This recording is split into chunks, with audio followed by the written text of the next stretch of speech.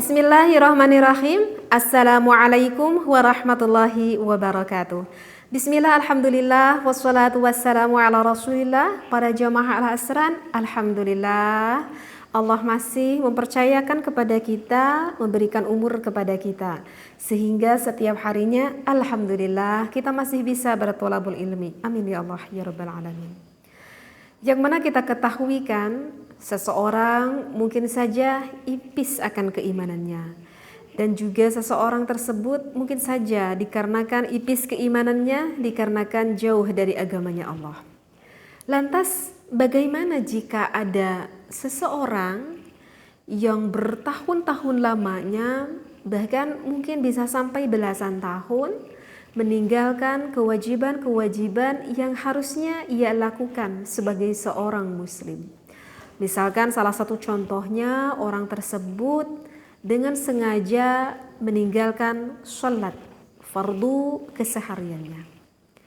Lantas alhamdulillah orang ini diberikan hidayah taufik oleh Allah Subhanahu wa taala sehingga bertaubat.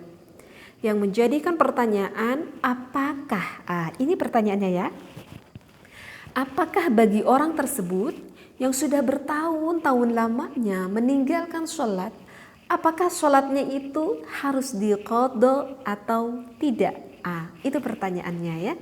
Apakah harus diqadha atau tidak sholat yang sengaja ia tinggalkan?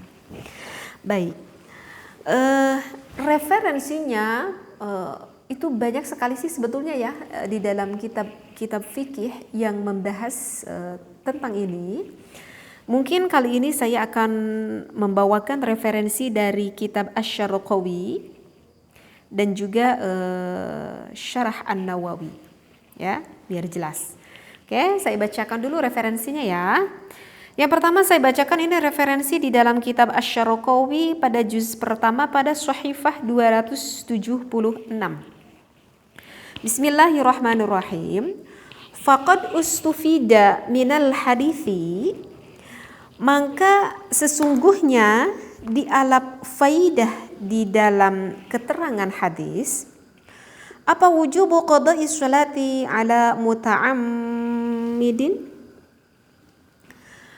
Di sini dikatakan wajib. Ini untuk pendapat yang pertama dikatakan hukumnya wajib kita untuk mengqadha sholat ala muta'ammidi tarki. Ini menurut pendapat yang mu'tamad ya,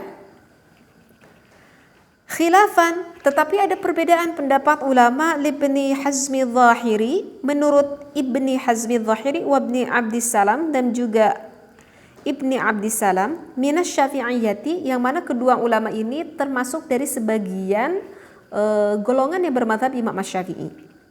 Fi qawlihi ma bi'adami wuju'il qada'i alaihi. Kalau menurut dua pendapat ulama ini berbeda sekali, tidak diwajibkan untuk mengqadha sholat. Lantas bagaimana nih? Tenang ya, saya bacakan dulu referensinya. Insya Allah nanti saya terangkan ya, biar tidak bingung. Oleh karena itu saya membawa kitab yang lain agar para pendengar itu bisa lebih mudah untuk memahaminya. Yang kedua saya membawa kitab Syarah Nawawi pada juz ke-6 pada Shahifah 100 ke-70. Wa fihi ta'lif. Jadi di sini dikatakan man qaruba islamuhu wa tarki tasydidi alaihim. Wa kadzalika man qaraba al-bulughi minas sibyani wa man balagha. Nah, misalkan ada seseorang yang mana baru dekat-dekat terhadap Islamnya, karena selama ini dia melakukan maksiat dan meninggalkan kewajiban-kewajibannya. Ataupun misalkan ada seseorang anak yang baru baligh ataupun yang dekat-dekat kepada baligh. Wa man taba minal ma'asi kulluhum yutalattafu bihim. Nah, kemudian orang ini bertaubat dari kewajiban yang telah ia tinggalkan. Kalau misalkan ipis keimanannya, wa yudarrajuna fi anwa'i ta'ati qalilan, maka bisa membayarnya itu sedikit-sedikit. Seperti itu. Ini tuh sebetulnya referensinya ada sekitar 3-4 barisan lagi. Tapi mohon maaf ya, saya nggak sampai selesai saya bacakan. Tetapi insya Allah sebelumnya sudah saya mutolaah dan insya Allah saya dapat memahaminya isi dari kitab yang disampaikan di dalam kitab Syarah Nawawi ini. Jadi barusan yang pertama dikatakan di dalam kitab Syarah Nawawi, misalkan nih gitu ya, ada seseorang lemah keimanannya, ya sebabnya itu banyak banget. Apakah mungkin seseorang ini dikarenakan dulunya oleh orang tuanya tidak didekatkan terhadap agama? Mungkin saja. Mungkin saja dulunya orang ini sewaktu kecil, ketika dewasa pun suka melakukan sholat, tetapi di dalam satu lingkungan yang buruk sehingga membawa pengaruh kepada dirinya, sehingga dia berani untuk meninggalkan sholat. Artinya alasan apapun itu, ya, itu untuk yang pertama. Ataupun di dalam Syarah Nawawi, ataupun misalkan terhadap anak yang baru baligh. Apalagi kan pada zaman-zaman sekarang anak baligh itu bisa dikatakan masih kecil-kecil, beda dengan zaman-zaman dahulu ketika nenekku masih gadis gitu ya. Nah sekarang itu kan batasan minimal baligh itu kan kalau bermadzhab Imam Asy-Syafi'i 9 tahun. Batasan akhirnya 15 tahun. Bahkan terkadang kita menemui misalkan ada anak perempuan yang baru masih umur 10 tahun yang sudah haid. Sedangkan anak ini belum terlalu faham bagaimana tata cara wudhu yang sebenar-benarnya sesuai ilmu. Sholat yang sebenar-benarnya sesuai ilmu. Bahkan jangankan ilmu yang lengkap itu, dalah anak ini pun belum bisa beristiqomah melakukan sholat. Misalkan dalam 5 waktu tuh masih banyak yang bolong-bolong gitu ya. Sedangkan anak ini sudah kataklif, sudah baligh.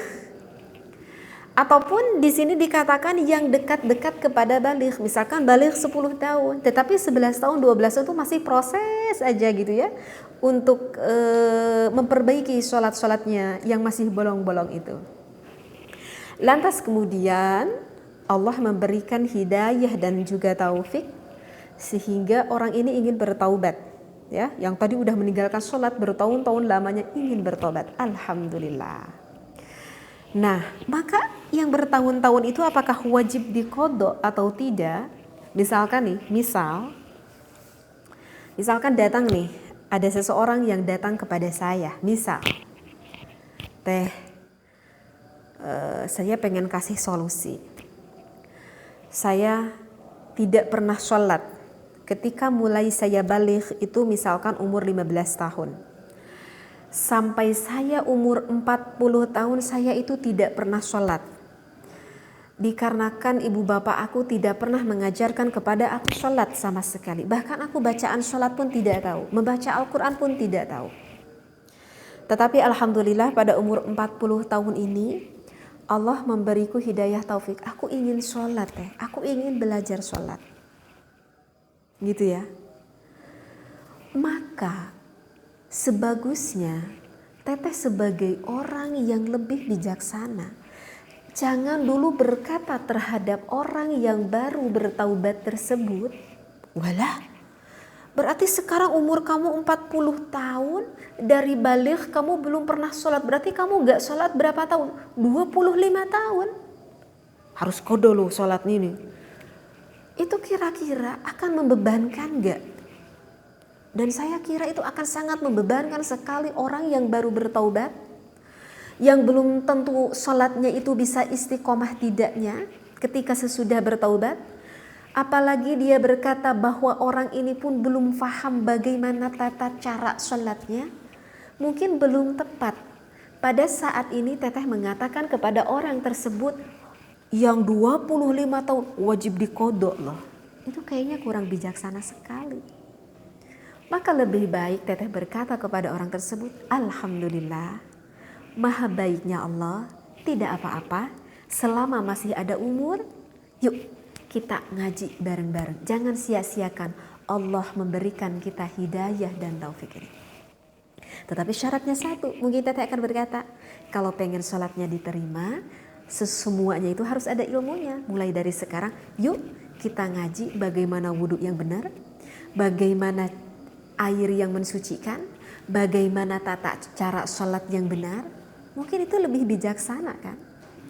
Nah, sehingga orang ini belajarlah dulu, terus belajar.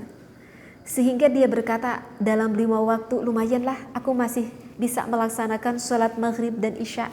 Meskipun zuhur asar aku belum bisa. Aku akan berkata, tidak apa-apa. Maghrib isya pun alhamdulillah sudah ada peningkatan. Kita tingkatkan lagi nanti dengan subuhnya. Terus orang ini beberapa bulan berjalan, berkata lagi misalkan kepada saya, alhamdulillah teh, aku sudah bertaubat 5 bulan lamanya. Alhamdulillah, zuhur, asar, maghrib, isya, subuh tak pernah ada satupun aku lewatkan. Aku terus sekarang melaksanakan sholat. Dan aku akan berkata, alhamdulillah, maha baiknya Allah. Kemudian orang ini datang kembali, teh, sekarang aku ingin dapat bonus dong. Aku ingin seperti orang lain. Orang lain melaksanakan sholat sunatnya, sholat ba'danya, sholat duhanya. Aku ingin belajar. Gimana itu tata caranya? Nah, jika orang ini sudah menawarkan dengan dirinya sendiri. Saya ingatkan, dengan dirinya sendiri. Ingin melaksanakan tambahan ibadah-ibadah itu, maka itu adalah kesempatan saya. Akan berkata terhadap orang tersebut, bagus, sekarang kamu ada peningkatan, ingin melaksanakan sholat sunnah. Aku punya yang lebih baik nih. Sholat sunnah pahalanya kita dapat dan ada pahala yang lebih. Apa itu? Kan kemarin selama ini kamu tidak pernah melakukan sholat. Artinya beberapa tahun ini kamu tinggalkan sholat. Gimana kalau kamu mengqadha sholat di waktu seharusnya kamu melaksanakan sholat sunnah? Maka hutang kamu terbayar, karena yang namanya hutang itu wajib. Itu terbayar, tetapi kamu jangan merasa takut kamu tidak bisa melakukan sholat sunnah. Kamu laksanakan di waktu sholat sunnah, maka tetap kamu akan mendapatkan pahala sholat sunnah itu. Kamu pengen melaksanakan sholat sunat duha, tetapi kamu niat untuk qadha sholat. Pahala sunat duha dapat, qadha terbayar. Mungkin dengan cara seperti itu akan lebih baik dan tidak akan membebankan bagi orang tersebut. Karena ketika kita melihat seseorang, kita harus lihat dulu tingkat keimanan seseorang itu. Apakah masih sangat tipis sekali? Apakah sangat masih rapuh sekali? Ataukah tingkatan keimanannya itu sudah tinggi sekali? Sehingga kita harus lebih berbijaksana melihat perspektif seseorang itu. Dan saya akan berkata kepada orang tersebut, jadi berapa tahun meninggalkan sholat, maka harus punya buku catatan, gitu. Tidak terasa kan? Kita ditulis, udah qadha zuhur hari ini 2, qadha asarnya 2, qadha maghribnya 2, qadha isya'nya 2. Besoknya dilakukan lagi. Tak terasa, akhirnya beberapa tahun kemudian terus melakukan hal itu. Dan tanpa disadari, alhamdulillah, semua qadha sholatnya itu sudah terbayar. Karena memang meskipun tadi ada mengatakan ada 2 ikhtilafiyah, perbedaan pendapat ulama, tetapi dikatakan bahwa pendapat yang mu'tamad itu memang wajib diqadha. Dan juga saya juga pernah menemui, misalkan saya pernah baca di matan Fathul Mu'in, ya, di mantuknya Fathul Mu'in, dan juga misalkan di mantuknya Fathul Qarib, di mantuknya ini sama juga sih, wajib untuk mengqadha sholatnya. Tetapi di sini yang saya harus ingatkan sekali lagi, jika ada orang yang datang kepada kita seperti itu, maka sebaiknya kita berkata secara bijaksana sekali, kita ambil dulu hatinya agar kuat dulu imannya, seperti itu. Nah, mudah-mudahan apa yang saya sampaikan ini mudah-mudahan bermanfaat bagi kita semuanya, dan mudah-mudahan Allah selalu menjaga kepada diri kita sehingga kita terus bisa melaksanakan sholat fardu yang 5 waktu, bukan hanya sekedar syah sholat kita, tetapi sholat kita pun diterima oleh Allah Subhanahu wa Ta'ala. Amin ya Allah ya Rabbal Alamin. Wabillahi taufiq wal hidayah. Wassalamualaikum warahmatullahi wabarakatuh.